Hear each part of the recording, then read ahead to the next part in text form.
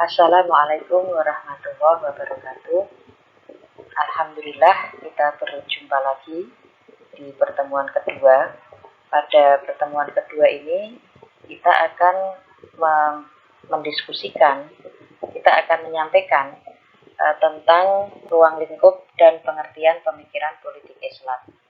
Nah, kita akan mencoba nanti untuk mengetahui makna dari pemikiran politik Islam itu dengan jalan memecah pengertian satu persatu kata, ya, mulai dari pengertian pemikiran, kemudian pengertian politik, kemudian pemikiran politik dan ideologi, ya, sekaligus nanti kita mengkaitkannya dengan ruang lingkup atau cakupan Islam, ya.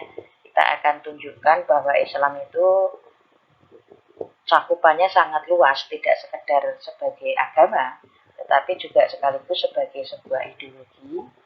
Dan yang terakhir dari paparan kita, itu nanti kita akan menyampaikan tentang posisi Islam di antara agama dan ideologi. Nah, kita mulai dari yang pertama, itu adalah pengertian pemikiran. Pemikiran itu adalah hasil proses berpikir. Dan berpikir itu adalah proses mengkaitkan fakta dengan informasi, atau sebaliknya, proses mengkaitkan informasi dengan fakta. Nah, ada 4 komponen berpikir dari pengertian pemikiran tadi. Yang pertama itu adalah indera, yang kedua adalah fakta. Fakta adalah segala sesuatu yang terindra, yang biasanya konkret dan spesifik.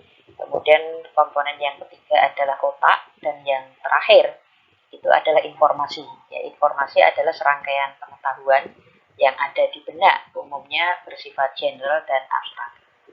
Nah, pemikiran ini itu bagi kehidupan umat manusia memiliki fungsi yang sangat penting, ya, di mana dengan berpikir manusia itu bisa memecahkan keseluruhan permasalahan kehidupan yang kompleks, sekaligus dengan berpikir itu kemajuan dan peningkatan taraf hidup umat manusia itu akan Nah, yang kedua itu adalah tentang politik.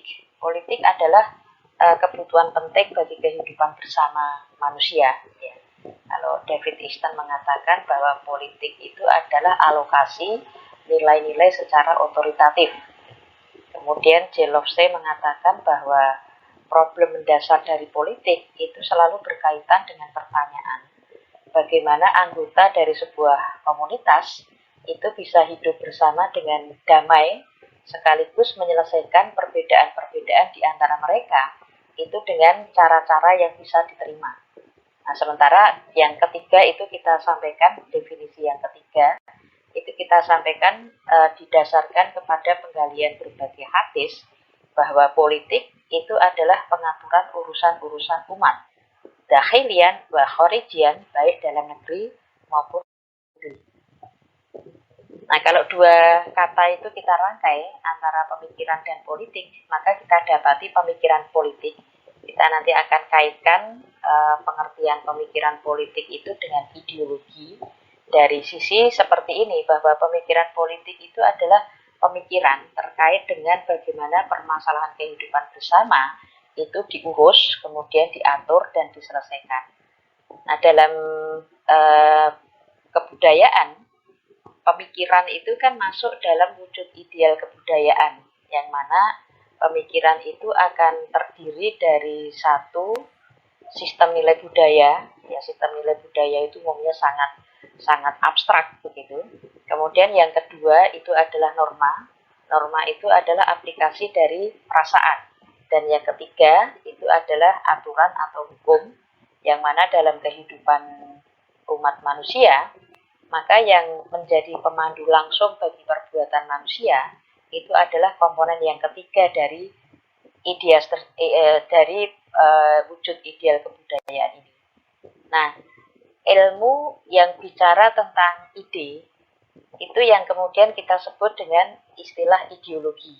Makanya kalau ideologi itu kan kita akan mendapati ada beberapa definisi. Yang pertama, menurut Haber, ya, ideologi adalah produk intelektual yang memiliki beberapa elemen. Yang pertama adalah serangkaian nilai-nilai moral. Ya, serangkaian nilai-nilai moral itu sifatnya sangat abstrak, kemudian ideal begitu. Sementara yang ada di dalam benak ya, masih ada di dalam benak. Dan kemudian yang kedua itu adalah outline tentang good society, ya, tentang masyarakat yang bagus. Masyarakat yang bagus itu akan dimaknai sebagai masyarakat di mana di dalamnya itu serangkaian nilai-nilai moral tadi bisa direalisasikan. Kemudian yang ketiga itu adalah sikap ideologi terhadap tatanan sosial masyarakat yang ada sekarang ini.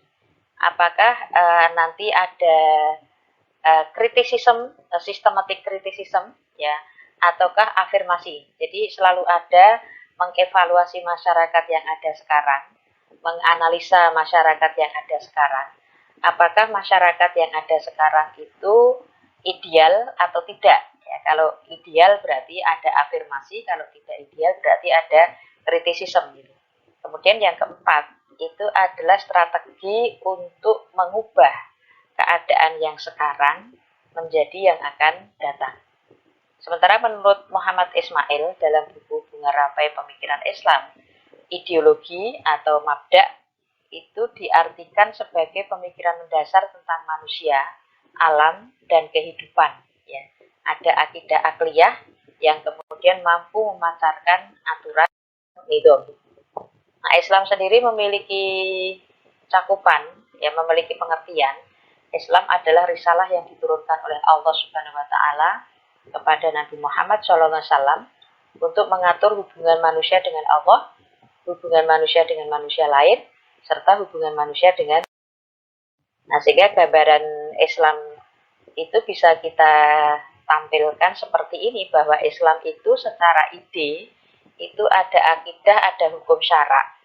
Akidah itu rukun akidah yang 6, kemudian hukum syara itu hukum-hukum yang berkaitan dengan penyelesaian hubungan manusia dengan Allah, itu hukum ibadah madhah dengan Tuhannya. Kemudian muamalah itu ada sistem politik, sistem ekonomi, sistem sosial, sistem pendidikan, dan yang berikutnya itu adalah hukum-hukum akhlak. Itu umumnya terkait dengan hubungan manusia dengan dirinya sendiri. Nah, di samping ide atau fikroh, Islam itu juga mengandung ajaran tentang yang namanya thoriqoh. Thoriqoh itu bagaimana mengimplementasikan atau mengoperasionalkan serangkaian fikroh itu real di tengah-tengah kehidupan masyarakat. Nah, dalam konteks ini, dalam konteks metode ini, kita nanti akan mendapati bahwa yang pertama, pihak yang punya otoritas untuk menerapkan Islam itu adalah yang nanti namanya negara. Kemudian yang kedua, bagaimana mempertahankan serangkaian ide pemikiran-pemikiran Islam itu nanti ada cerita tentang ada peradilan yang menyelesaikan permasalahan terkait dengan pelanggaran-pelanggaran yang terjadi dari hukum-hukum tersebut.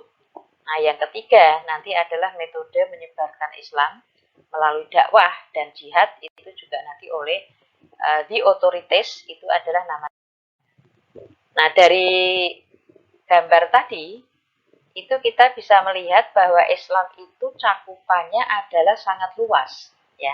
Kalau kita lihat Islam sebagai agama, itu dicirikan dari bahwa Islam mengakui keberadaan Allah sebagai Al-Khaliq, ya, mengakui keberadaan hari akhir, kiamat, kemudian mengakui tentang bahwa di dunia ini dia harus berhubungan langsung dengan Allah di tengah-tengah di dalam kehidupannya, itu yang nanti kita sebut dengan istilah ibadah madhah. Sementara kalau kita lihat yang berikutnya, Islam juga selain sebagai agama, itu adalah sebagai ideologi. Itu dicirikan oleh Islam memiliki pengaturan tentang kehidupan bersama atau hubungan manusia dengan manusia lain, yang mana pengaturan tersebut memang tidak bisa terlepas dari pemahaman akidahnya. Ya, jadi seperangkat hukum-hukum muamalah itu merupakan ciri bahwa Islam itu masuk ke dalam. Nah, Ciri penting Islam itu adalah bahwa Islam itu agama sekaligus ideologi, yang mana pada kedua cakupannya itu tidak bisa dipisahkan. Sementara kalau kita lihat dibandingkan dengan agama-agama yang lain, pada umumnya agama-agama yang lain itu sebatas mengatur masalah ritual dan hal-hal yang sifatnya individual. Sementara ideologi lain itu umumnya itu sebatas mengatur masalah muamalah, masalah hubungan manusia dengan manusia lain di tengah-tengah kehidupan bersama. Sehingga kalau kita bicara Islam sebagai agama dan ideologi, itu mencakup ruang lingkup yang dimiliki oleh agama maupun ruang lingkup yang dimiliki oleh ideologi. Demikian saudara-saudara, materi pertama dari mata kuliah Pemikiran Politik Islam.